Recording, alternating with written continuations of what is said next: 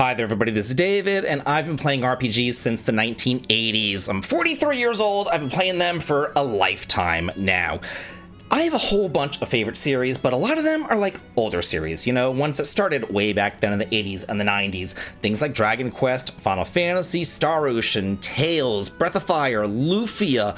And then there are some newer series that have entered into like my favorites, like the Trails series, the Atelier series, the Bravely series, and most recently, the Octopath series. I absolutely adore these games. And we're getting a new one coming out, Octopath Traveler 0, coming out on December the 4th of this year. And we got some new information from Square Enix about the game, and I want to kind of go over it and let you know what the game is all about, because I think that you think that this game is something completely different than what it actually is. This isn't what you think it is, and I want to tell you all about it, and I definitely do think that's for the sub, as you come and you join my party and you level on up with me. Thank you so much for the sub and the like, it helps me out a ton.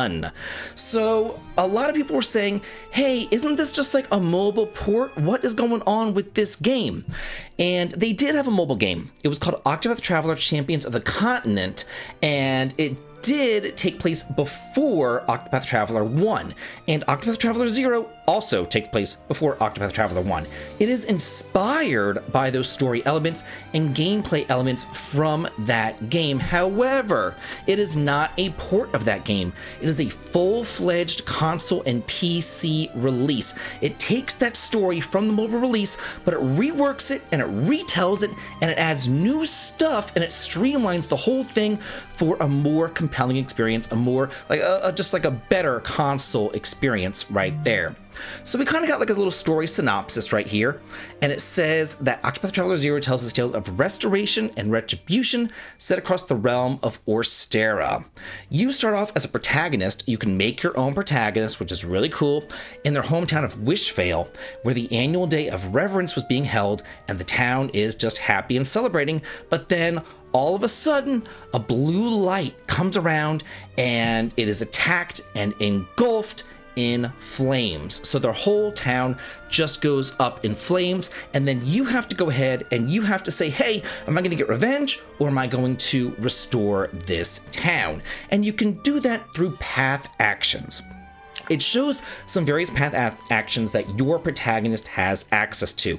In the other Octopath Traveler games, each character had their own path actions, one during the day and one during the night. But here it looks like your protagonist has 3 path actions that they are able to use. They can invite an NPC to go ahead and join the town, kind of like inviting somebody to join the town in Breath of Fire 2 or Dragon Quest 7 or Bravely Default in order to build the town up.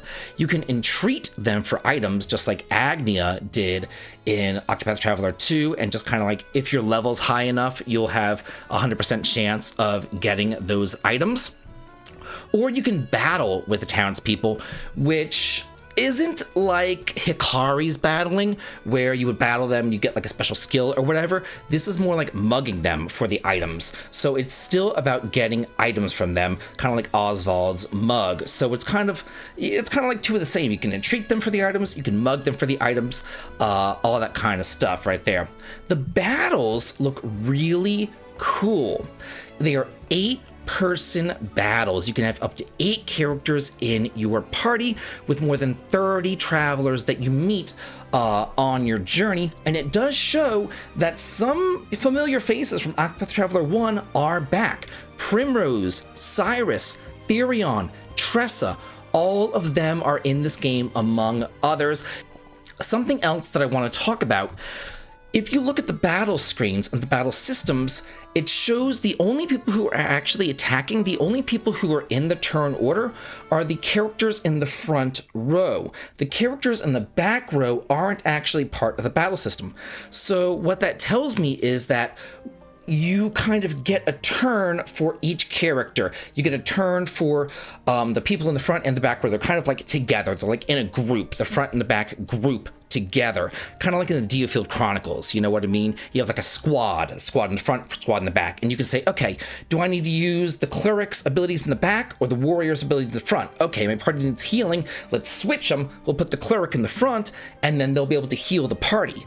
So even though there's 8 party members, I think that you can only use 4 actions per battle. You just have to choose who you want to use. Do you want to use that person in the front row, or do you want to swap them and use that person in the back row? How do you want to do that? Because I feel like choosing 8 actions per battle would like really slow down the battles. So I think that that's how they're going to do it, looking at this turn order and just kind of intimating what they've done in the past. The boost system is there as well, just like a traditional Octopath game, but they have added in ultimate techniques and action skills.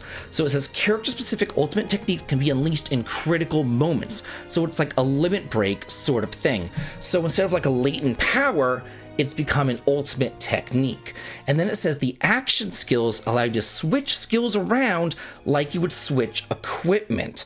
So maybe you can like learn skills from equipment, kind of like in Final Fantasy IX or something like that. So that seems pretty neat. As far as the protagonist is concerned, you can create them from the ground up, selecting their hairstyle, their hair color, their favorite dish, their voices, anything else that you want to. And it even looks like you can actually say what weapon style they would master, because it shows this learned skill and it says twin shot mastery.